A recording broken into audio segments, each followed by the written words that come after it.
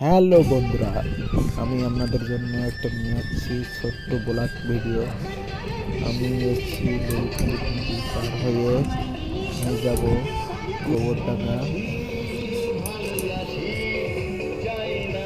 ওই তো বোন। দেখো বন্ধুরা, ওই তো বোন আছে সামনে। কি সুন্দর মনোরম দৃশ্য আপনারা দেখতে পাচ্ছেন। দেখুন সামনে ফেরিঘাট আছে, ফেরি এপারে বড় বড় বাস, কি বড় বড় বাস, ফেরিঘাট গাইস। লরি যায়।